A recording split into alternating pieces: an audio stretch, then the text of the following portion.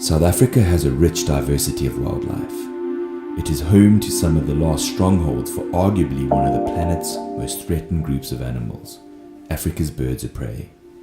From its soaring peaks, to wide open savannas and grasslands, to its pristine meandering river systems, South Africa includes some of the true remaining safe spaces for threatened birds of prey. And it is these we need to protect. The Birds of Prey program at the Endangered Wildlife Trust has actioned smart conservation interventions to identify, conserve, and recover these safe spaces.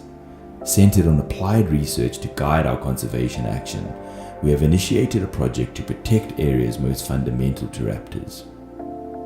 The program launched its Raptor Safe Space project this year with a focus to mitigate and, where possible, remove all threats within core raptor habitat, ultimately enabling threatened birds to breed and feed in relative safety, and to protect the currency of these populations, that being the breeding pairs.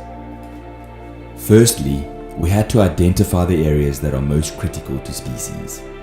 The rapid advances in GPS tracking technology open new doors for us, allowing us to track birds and closely monitor how they interact with their environment, the threats they encounter, and what areas are most important to them.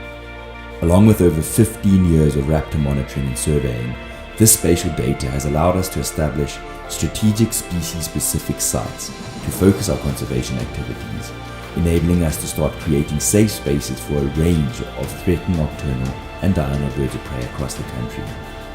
Our approach aims to motivate and actively involve communities in raptor conservation within these safe spaces, with far-reaching impacts and implications on biodiversity conservation and a positive impact on community livelihoods.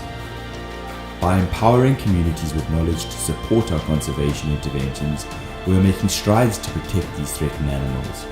Our work will continue to make safe spaces for raptors in South Africa and ensure they continue to soar in the African skies above.